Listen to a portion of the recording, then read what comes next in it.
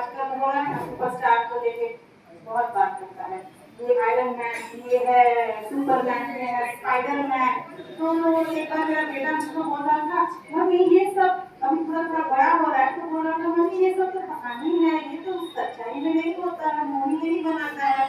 तो मैं बेटा को बहुत गर्व से बोला, बेटा बाकी का तो मैं नहीं जानती हूँ, लेकिन जो आयरन मैन से बोलता है ना, ये सच में था हम लोग के भी।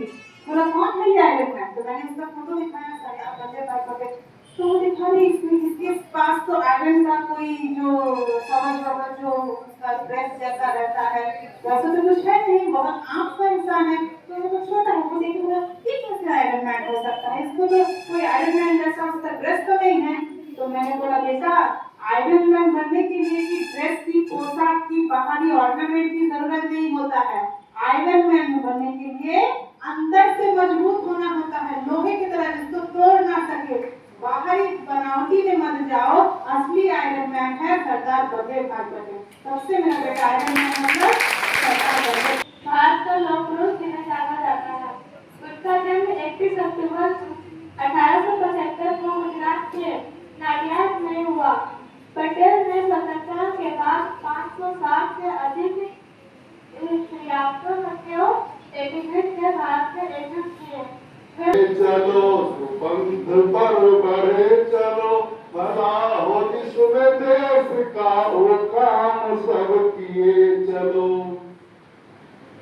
युग के साथ मिल के सब कदम बढ़ाना सीख लो, युग के साथ मिल के सब कदम बढ़ाना सीख लो। एकता के स्वर में गीत गुनगुनाना सीख लो, एकता के स्वर में गीत गुनगुनाना सीख लो। खोल कर भी मुख में जाति पंथ की न बात हो, क्या बात नहीं करना है, जातिवाद की, पंथ की, मजहब की, संप्रदाय की, क्योंकि यही तो हमारे एकता में बाधा उत्पन्न करती है। खोल कर भी मुख में जाति पंथ की न बात हो, भाषा प्रांत के लिए कभी न रक्तपात हो। फूट का धरा भरा है तो महापुरुष अपने विचार से बनते हैं, तो उन्हीं के विचार और कुछ वाणी को अभी प्रस्तुत करने आ रही है हम लोग के बीच लवली कुमारी फ्रॉम क्लास 10 के। थोड़ा सा डायलॉग। शक्ति के अभाव में विश्वास व्यर्थ है। विश्वास और शक्ति दोनों किसी महान काम को करने के लिए आवश्यक है। जब जनता एक हो जाती है तब उसके सामने एक फूट से फूट शासन भी नहीं टिक सकता। अतः जात पात और ऊंच नीच के भेदभाव को भुलाकर सब एक हो जाइए। अहिंसा को विचार, शब्द और कर्म में देखा जाना चाहिए। हमारी अहिंसा का असर हमारी सफलता का मापक होगा। कठिन समय में कायर बहाना ढूंढते हैं, जबकि बहादुर व्यक्ति इस स्थिति में रास्ता खोजते हैं। लौह पुरुष की ऐसी छवि न देखी न सोची कभी। आवाज में सिंह सी दहाड़ थी, हृदय में कोमलता की पुकार थी। एकता का स्वरूप जो इसने रचा, देश का मानचित्र पल भर में बदला। गरीबों का सरदार था वो, दुश्मनों के लिए लोहा था वो। आंधी की तरह बहता गया, ज्वालामुखी सा धड़कता गया, बनकर गांधी का अहिंसा का शस्त्र महकता गया विश्व में जैसे कोई ब्रह्मास्त्र। इतिहास के गलियारे खोजते हैं जिसे ऐसे सरदार पटेल अब न मिलते पूरे विश्व। Thank you. Patel was a great freedom fighter of India.